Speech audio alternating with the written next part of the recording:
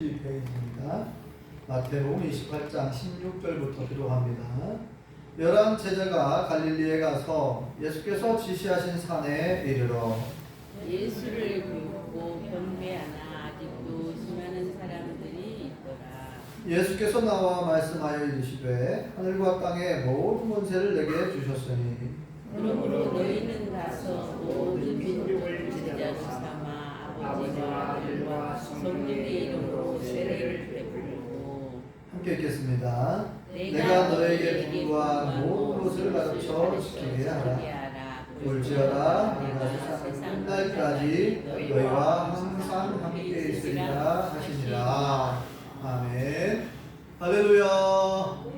하나님의 크신 복이 우리 모든 성도님들과 우리와 함께 하신 줄 믿습니다. 우리 옆사람과 뒷사람과 이상하시죠. 반갑습니다. 참 잘 나오셨습니다. 네, 반갑습니다. 네, 우리 연승 집사님 지난주에 몸이 좀 불편했다고 했는데 건강해지셨죠? 네, 반갑습니다. 우리 용평교회 표를 다시 한번 외쳐보겠습니다. 용평교회 표 준비! 야!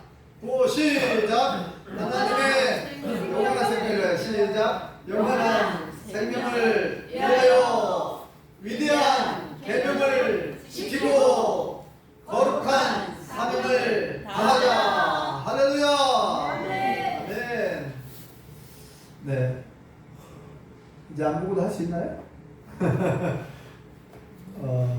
영원한 생명을 위하여, 이 말은 영원한 생명을 주신 하나님의 영광을 위하여 살자, 그런 의미가 있고, 그 다음에 위대한 계명을 지키고, 영원한 생명을 주신 하나님의 영광을 위하여 이 땅에 살아가는 동안 우리가 꼭 반드시 지켜야 할 계명이 있다는 거예요. 그것이 바로 위대한 계명입니다. 지난주에 우리가 말씀 들었죠? 복습하는 의미로 우리 안수 집사님 못 들었은 게 자, 위대한 계명을 지키고, 위대한 계명은 예수님께서 마태복음 22장에 37절부터 40절에 보면은 한 율법사, 바리새인 한 율법사 선생이 예수님께 질문을 했어요. 선생님, 율법 중에서 어느 계명이 가장 큰 계명입니까? 하고 물어봤죠.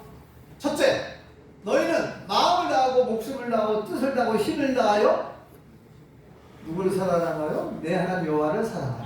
둘째는 그와 같으니 내 이웃을 네 자신처럼 네 몸처럼 사랑하라. 이것이 온 율법과 선지자의 강령이니라. 이렇게 예수님 말씀하셨죠. 이 두 계명이 온 율법과 선지자의 강령이다. 이 말은 구약성경 전체 핵심 요약이다, 이 말입니다. 온 율법과 선지자, 이건 구약성경을 말하는 거예요. 그 당시에, 그죠? 예수님 당시에는 신약성경이 아직 기록이 안 된 상태고, 구약성경을 통틀어서 구약성경을 확 떼가지고 요약해서 핵심 메시지를 주셨는데, 하나님을 사랑하라, 이웃을 사랑하라. 10계명도 마찬가지거든요. 10계명도 요약을 하면 1계명부터 4계명까지는 하나님을 사랑하는 계명이고, 하나님과의 관계 속에서, 그 다음에 5계명부터 10계명까지는 사람과 사람 사이에 지켜야 될 계명, 사람을 사랑하는 거, 이웃을 사랑하는 그 관한 계명이잖아요. 하나님 사랑과 이웃 사랑이 핵심이다. 그래서 위대한 계명이라고 했어요. 위대한 계명을 지키고, 그 다음에 마지막 세 번째, 오늘 우리가 다시금 생각해야 할 말씀인데, 우리가 무엇을 감당해야 됩니까? 거룩한 사명을 다 해야 될 줄 믿습니다. 성경에 보면 하나님께서 홀로 모든 걸 다 하시지 않더라고요. 하나님이 모든 걸 다 하실 수 있어. 예수님이 모든 걸 다 하실 수 있어요. 그런데 꼭 사람을 부르시더라고. 사람을 일꾼으로 부르셔요. 그래서 맨 처음에 인류의 시조가 누굽니까? 아담과 하와에게 뭐라고 말씀하냐면은 생육하고 번성하여 땅에 충만하라. 그리고 뭐라고 했어요? 이 모든 만물을 잘 다스려라. 다스리라고 하는 이 사명을 줍니다. 착하게 보존하고 다스리라는. 네. 창세기 1장 28절로 기억하는데, 네. 자, 잘 다스려라 라고 사명을 주시더라.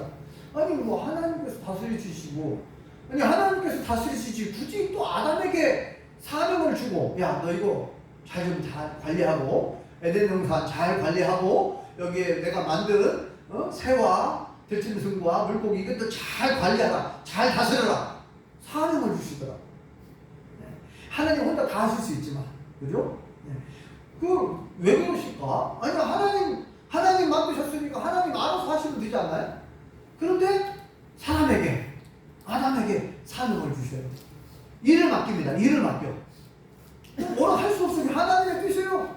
하나님 혼자 다 하실 수 있지만 모르겠습니다. 그게 하나님의 뜻이고, 하나님은 그 일을 통해서 뭔가를 깨닫게 하려고 하시겠죠. 그 일을 통해서 그 일을 하면서, 그리고 너 일 잘하면 내가 그 일한 잘한 대로 상을 줄 거야.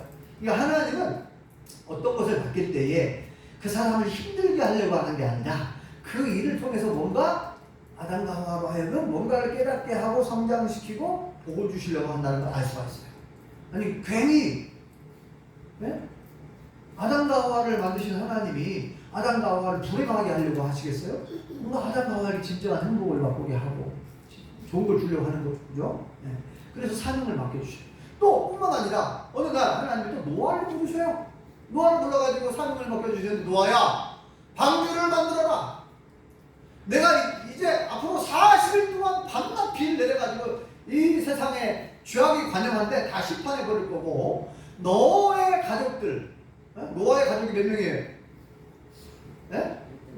8명이잖아요. 노아와 노아의 부인과 세 아들, 세 며느리, 그러니까 8명이었어. 최소 8명, 그죠? 노아의 가족과 그 다음에 암수 한 쌍씩 다 배 안에 방주 안으로 들여보내라 했어요. 그래서 생명을 보존하라 했어요. 그리고 먹을 것도 다 준비해라. 먹을 거 준비하라. 이 물이 150일 동안 가득했거든요. 막 모든 산이 다 잠겼잖아요, 당시에, 그죠? 엄청난 홍수, 대홍수 노하실 때. 자, 하나님께서 노아에게 일을 시켜요. 사명을 줍니다. 또 뿐만 아니라 좀 또 흘러가 보면은 창세기 12장에 가보니까 또 하나님이 누굴 부르시죠? 아브라함을 부릅니다. 아브라함아, 한번 불러요. 불러냅니다. 불러내가지고 너는 너의 고향, 친척 아버지 집을 떠나라. 내가 너에게 지시할 땅으로 가라. 내가 너로 하여금 큰 민족을 이루게 할게. 약속을 주시죠. 또 시간이 한 430년이 흘러요. 그러니까 또 누구를 불러요? 또 모세를 불러요. 모세를. 야, 모세야, 내 백성을 이끌어내라. 저 애국 땅, 이집트 땅에서 고생하고 있는 내 백성의 부르짖음을 내가 들었다. 그리고 내가 너희 조상 아브라함에게 약속한, 아브라함, 이삭, 야곱에게 약속한 그 약속을 내가 이제 이룰 때가 되었으니 모세도 내 백성 이끌어내라. 가나안 땅을 인도하라는 거죠. 자, 이렇게 아니 하나님이 혼자 다 하실 수 있는데 이렇게 사람을 그때그때마다 계속 불러요. 그죠? 사무엘 제사장을 부르시고 다윗을 부르시고 이사야 선지자를 부르고 예레미야 선지자를 부르고 계속 불러서 일을 맡기더라고요. 예수님도 누구를 불렀어요? 12제자를 부르셨어요. 그래서 3년 동안 그들을 훈련시킨 다음에 그들에게 사명을 주십니다. 오늘 내용이 예수님께서 제자들에게 오늘 우리에게 주신 사명을 주신 내용이에요. 자, 예수님이 십자가에 못 박혀 돌아가신 지 며칠 만에 부활하죠? 3일 만에 부활하셨습니다. 3일 만에 부활하신 다음에 이 세상에 며칠 계셨다 그랬죠?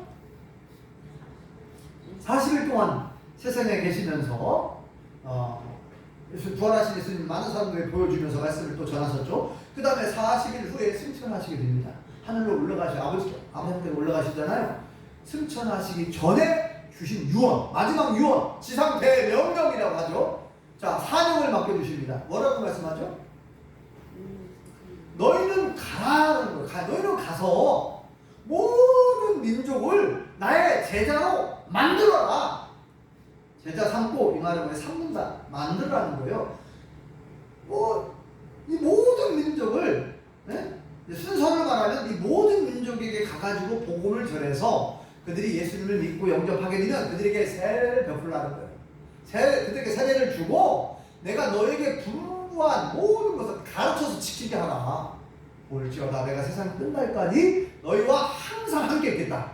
이렇게 예수님께서 마지막 유언, 마지막 지상 대명령, 사명을 맡겨주십니다. 이거를 거룩한 사명이라고 해요. 구별되었기 때문에 일반적인 사명은 달라요. 세상 사람들이 이렇게 하는 어떤 직업 그거 다르잖아요. 사명이라고 하는 말 자체는 사자가 하여금 사자의 목숨명자예요. 목숨명자. 목숨 걸고 지켜야 될, 목숨 걸고 해야 할 일. 네.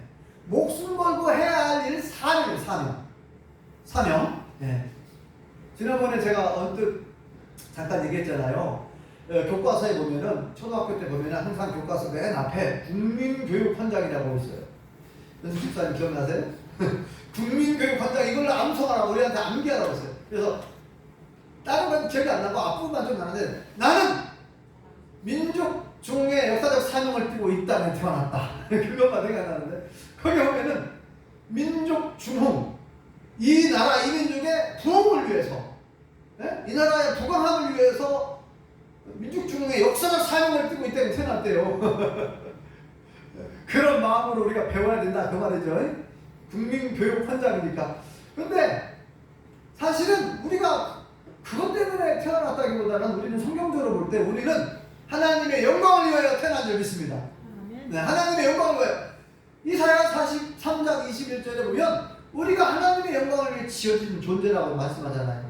이 백성은 더 따라서 해보세요. 이 백성은 내가 나를 위하여 지었나니 나의 찬송을 부르게 하려 함이니라.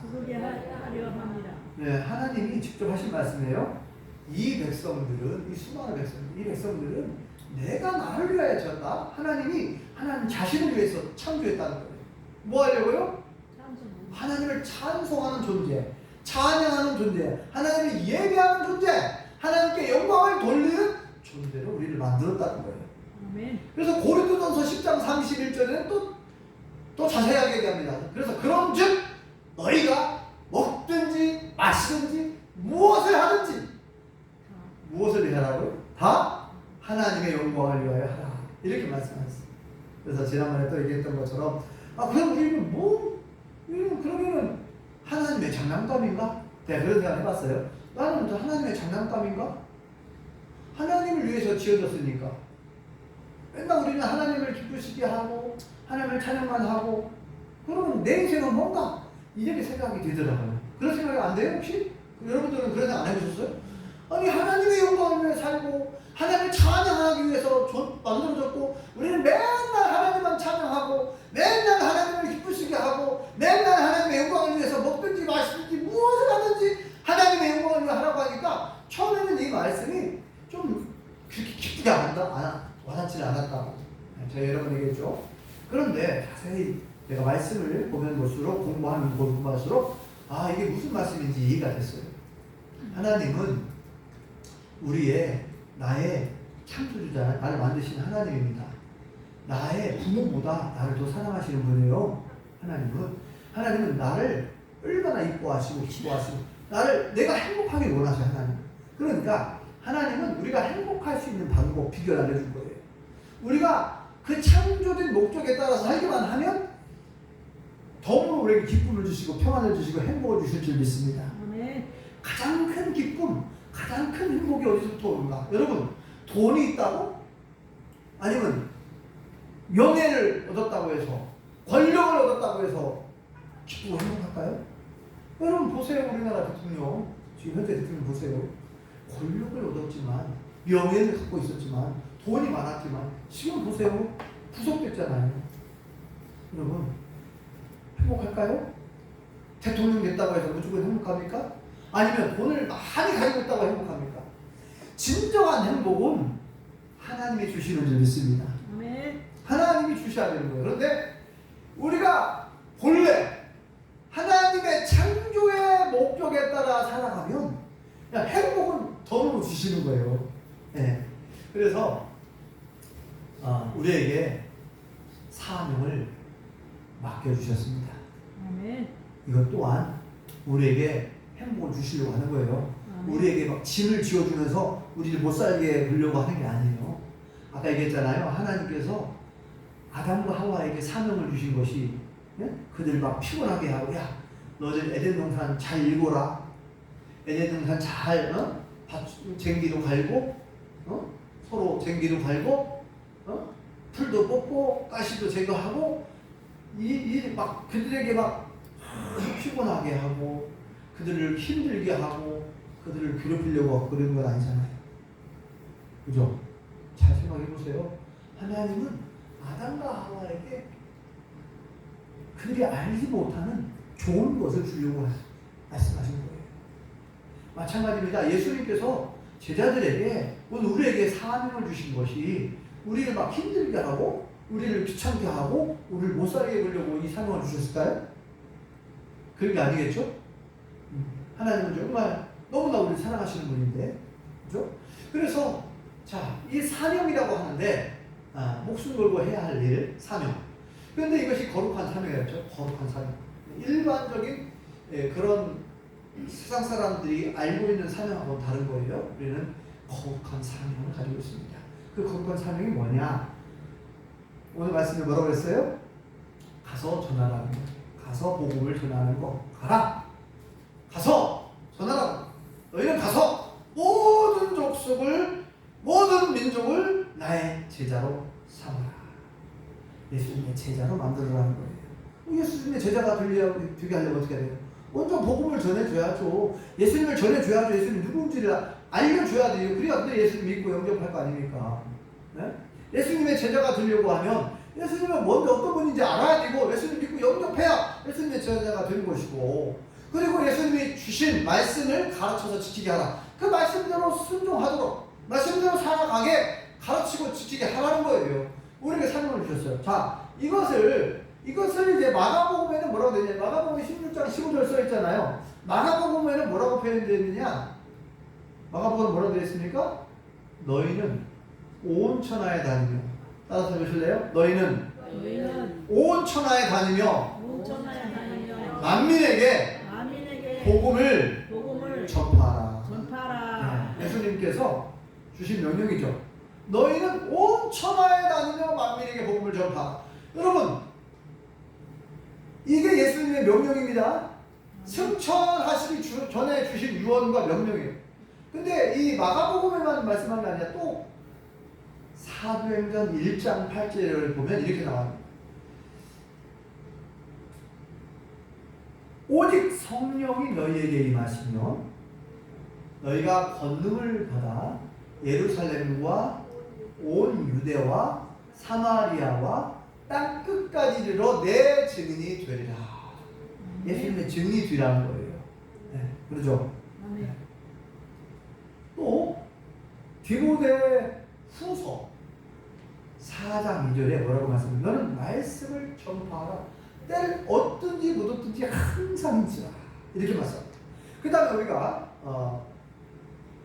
주일 오후 예배나 3일밤 예배 때 계속 보고 있는 신약성경을 계속 보고 있는데, 우리가 베드로전서, 베드로후서 말씀 보잖아요. 베드로전서 2장 9절에는 뭐라고 우리를 택한 목적이 나오죠. 너희는 택하신 족속이요 왕같은 제사장들이라 라고 하시면서 뭐라고 말씀해요? 하나님의 소유된 백성이다 라고 말씀하시면서 뭐라고 말씀합니까? 우리를 택한 목적이 나오는데 뭐라고 되어 있습니까? 예수 그리스도의 아름다운 덕을 선전하게 하려고 한다. 예수 그리스도의 아름다운 덕, 그게 뭡니까? 예수님이 우리를 구원하시기 위해서 십자가에 못 박혀 돌아가신 사실과 부활하신 사실, 예수님이 구세주이신 것, 예수님이 우리를 얼마나 사랑하셨는지, 하나님 우리를 얼마나 사랑하셨는지 우리를 위해 십자가에 목숨을 포기하고 재물 비어 돌아가셨어요. 그 예수님 우리의 죄를 용서해 주셨죠. 구원해 주셨죠. 그 예수를 믿고 영접하면 죄 사함 받고 구원 받고 영생 얻는 줄 믿습니다. 이 예수 그리스도의 아름다운 덕을 선전하게 하려고 우리를 택해 주셨다는 거예요. 택하신 목적. 자, 그러니까 우리를 택하신 목적도 또 그렇게 얘기하고 있어요.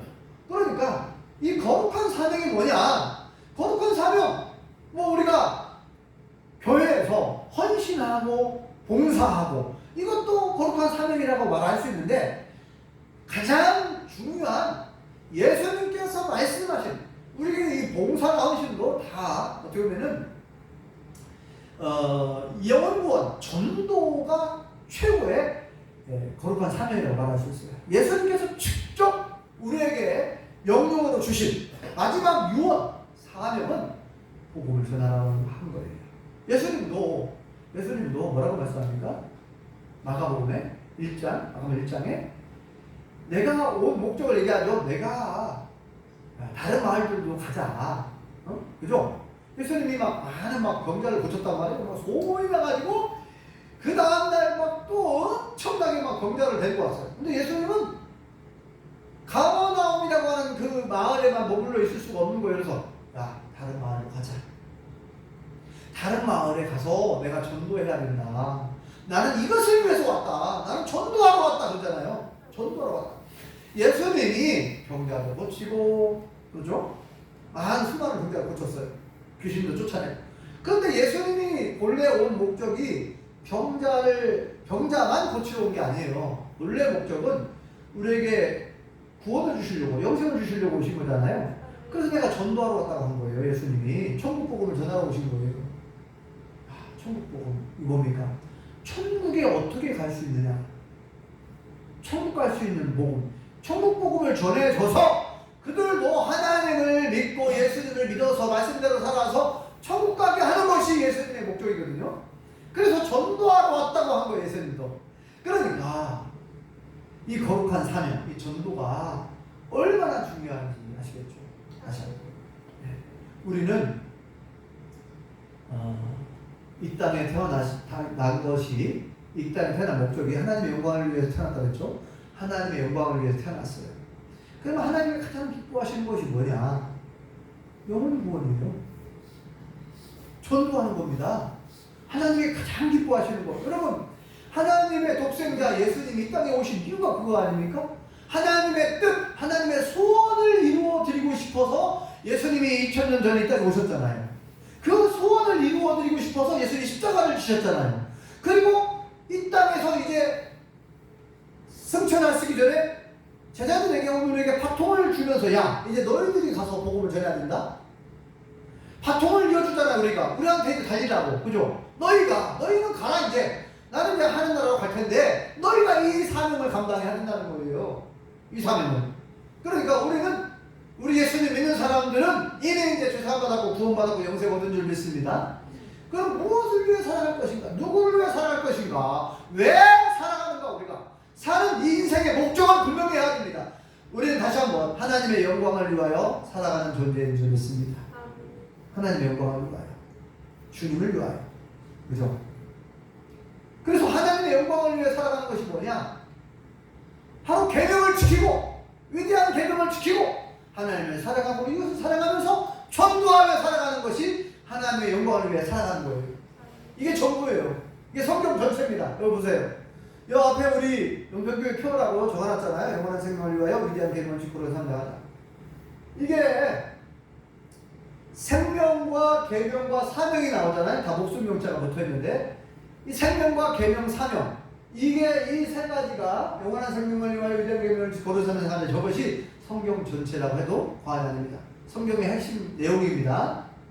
그래서 어떤 목사님이 성경을 많이 연구하신 목사님이 제가 성경을 이제 그 목사님한테 성경을 배우러 갔는데 이야기를 해주시더라고요. 성경은 생명의 책이고, 성경은 계명의 책이고, 성경은 사명의 책이래요. 생명과 계명과 사명의 책이라고 그렇게 얘기를 해주시더라고요. 제가 공부하다 보니까 그 말이 너무나 정확한 거예요. 저도 보니까. 네? 계속해서 강조하는 것이 뭐예요?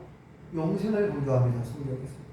하나님이 우리에게 영생을 주시려고 하고 잃어버린 영생. 그죠? 아담과 하와가 에덴 동산에서 잃어버린 그 영생을 다시금 주시려고 독생자 예수님을 보내주셨고, 요한복음 3장 16절에 나와 있는 것처럼 하나님 예수님을 보내주신 것도 우리에게 영생을 얻게 하려고 했다. 네. 영원한 생명입니다. 생명의 책. 그리고 계명을 주셨어요. 계명의 핵심은 하나님을 사랑하고 이웃을 사랑하는 거예요. 그렇게 살면 되는 거예요. 땅에서. 그리고 그냥 끝나는 게 아니라 사명을 주셨어요. 너희도 이렇게 해라는 거예요. 이 사명을 감당하라는 거예요. 복음을 전하라는 거예요. 전도하라는 거예요. 사명을 주셨어요. 마지막 사명. 그래서 여기 자세히 보시면 이게 줄이 몇 줄이에요? 하나, 둘, 세 줄이죠. 그 다음에 9글자입니다. 9글자씩이에요. 그래서 3, 9, 27. 3, 9, 27 생각나시죠? 3, 9, 27은 뭐예요? 성경? 성경이죠, 성경. 66권. 구약 39권, 신약 27권. 3, 9, 27. 제가 저거 만드느라고 힘들었어요. 세계 최초예요, 아마. 성경은 생명의 책, 계명의 책, 사명의 책이라고 하는 거기에서 힌트를 얻었어요. 거기에 힌트를 얻어가지고 이 문구를 만드는 거예요. 표를. 영원한 생명을 위하여 위대한 계명을 지키고 거룩한 사명, 살을 붙여가지고 했는데 똑 떨어지잖아요. 3, 3, 3, 3, 3, 3, 3, 3, 3. 총 27자인데 3, 9, 27. 구약 39권, 신약 27권, 총 66권. 성경 전체, 성경 전체 핵심이 이 내용이라는 거예요. 자, 이제는 거룩한 사명을 다하자라고 하는 그 부분인데 이 사명을 다시 한번 우리가 생각해 봐야 됩니다. 사명. 하나님께서 혼자 다 하실 수 있어요. 예수님은 홀로 다 하실 수 있습니다. 그런데 왜 예수님은 제자를 불러가지고 네? 그렇게 형편없는, 우리가 볼 때는 정말 형편없어 보이잖아요. 예수님이 체포를 당하실 때에 체포당하기 전에는 막 주님, 내가 주님과 함께 죽을지언정 절대로 주님을 부인하지 않을 겁니다 하면서 막 베드로 얼마나 막 큰 소리로 장담했습니까? 그런데 제자들이 예수님 체포되니까 다 도망갔어요. 뿔뿔해졌습니다. 나 예수님 모른다, 나 예수님 제자 아니다, 계속 부인하죠. 3번씩이나 부인하고 저주하고 맹세까지 하고. 네. 그렇게 연약한 사람들입니다. 그리고 뭐 고기 잡는 사람들을 내가 무시하려고 하는 게 아니라 당시에 고기 잡는 사람들, 어부들은 무시를 당했어요. 네? 직업에는 귀천이 없다고 하지만 그 당시에는 어부들은 공부도 안 하고 공부도 많이 안 한 사람들이에요. 그래서 무식하다라고 다 알려졌어요. 무식하다고. 네? 아니 제 얘기가 아니라 그 당시에 상황을 얘기해드리는 거예요. 그러니까 그 당시에 이 대제사장들, 네? 서기관들, 똑똑하다라고 하는 성경 박사들이 막 깜짝 놀라잖아요. 나중에 야, 베드로가 어떻게 저렇게, 이제 베드로가 성령 충만 받고 설교할 때 막 이야기하는 걸 보니까 막 대단하거든요. 어떻게 저렇게 말을 잘하지?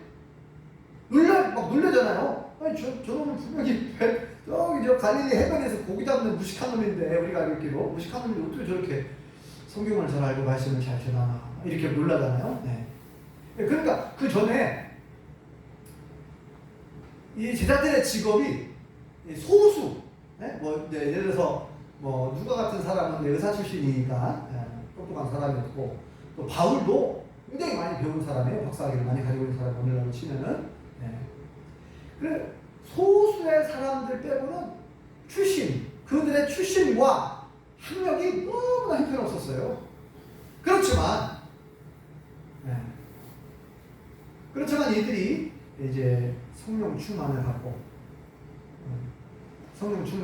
완전히 새 사람이 되어가지고 복음을 전파하는 위대한 일꾼들이 되었습니다. 자, 다시금 이제 본문으로 돌아와서, 자, 우리가 어떻게 그 사명을 감당할 수 있겠습니까? 아니 제자들이 어떻게 그 핍박과 박해가 심한, 로마가 그 당시에 세계를 지배하고 있었는데, 로마가 기독교인들을 핍박하고 박해하고 있는데 어떻게 5천 나라님의 복음을 전할 수 있겠어요? 어떻게 합니까?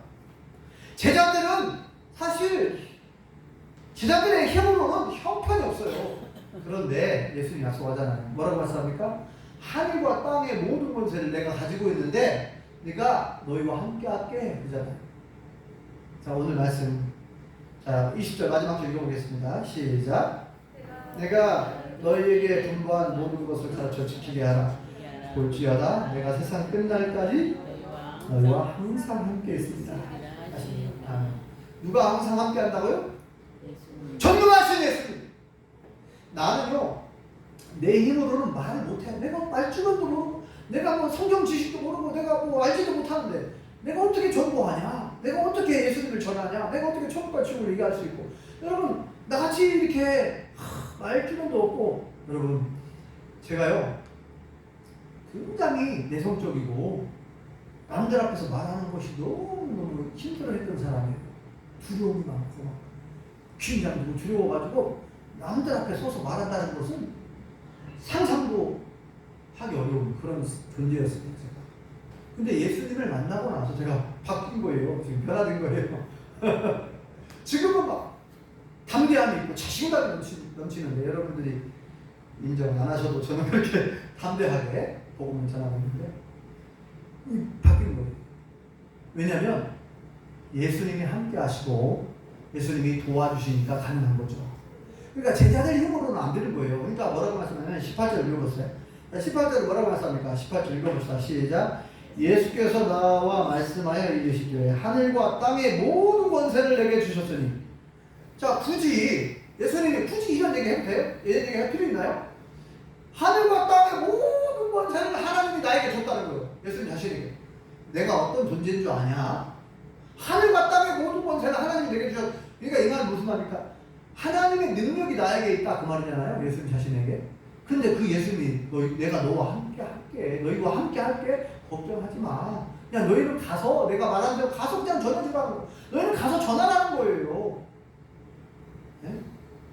오늘날 많은 우리 믿는 사람들이 전도하라고 하면 다들 막 두려워합니다.